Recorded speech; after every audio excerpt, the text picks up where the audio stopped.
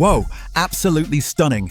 Manchester City was left reeling at the Etihad as Bayer Leverkusen pulled off a massive surprise, winning 2-0. You couldn't write it. Coming into this match, I thought Guardiola's heavily rotated squad was risky, and it backfired.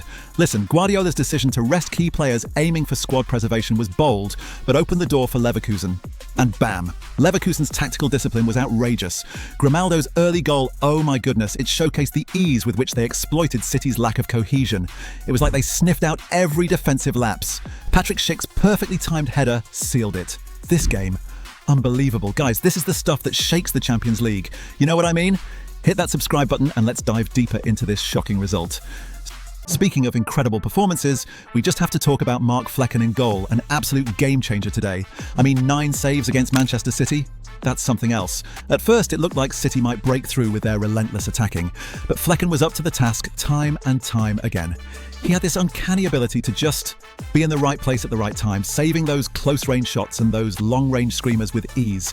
And listen, it wasn't just about reflexes, it was like he commanded the defence from the back, boosting their confidence and ensuring everything stayed airtight.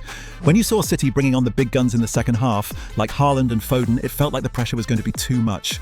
Yet Flekken maintained his composure, made those saves, and kept the attacks at bay. Honestly, without him, the game might have been a very different story. It wasn't just a masterclass in goalkeeping, but a reminder of how one player can genuinely influence the outcome. And what we witnessed today? That was quintessential goalkeeping resilience, folks. So, moving from the heroics of Mark Flekken, we dive into how coach Kasper Hjulmand's tactical mastery came to the forefront. Here's the thing. Hjulmand's 5-3-2 formation wasn't just a setup, it was a barrier, a fortress, and it provided Bayer Leverkusen with the defensive solidity they needed to face a team like City. I think what really stood out was how Hjulmand's midfield trio, Garcia, Maza, and Quansah, effectively clogged up City's passing lanes, right? It was all about disruption, stifling that flow City loves to generate through the middle of the park. And the timing, oh my word. Grimaldo's goal just 7 minutes in wasn't just opportunistic, it was the result of tactical discipline. This perfectly showcased their transition play from defence to attack, which, let's be honest, City simply didn't anticipate. But Hjulmand didn't stop there. He calibrated the team's pressing, making sure they weren't too aggressive or too laid back, which was crucial in managing City's strike force. Essentially, this wasn't just a win, it was a strategic triumph, a blueprint for taking down football giants, anchored in composure and discipline. So here's the deal, stepping back to assess this clash. It's clear this match was a pivotal lesson in the art of outsmarting giants. It was kind of like watching a perfectly executed chess game, but in football form. For Manchester City, let's be honest, this game was a wake-up call about the risks of underestimating opponents due to squad rotation.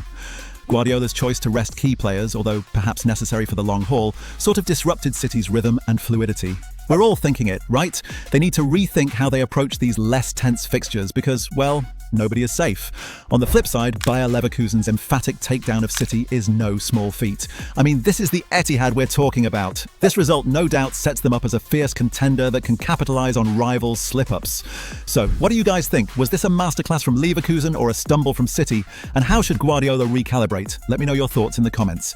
And hey, if you've not yet hit that like button or subscribed, now's the perfect time. You won't want to miss our next deep dive. Catch you in the comments.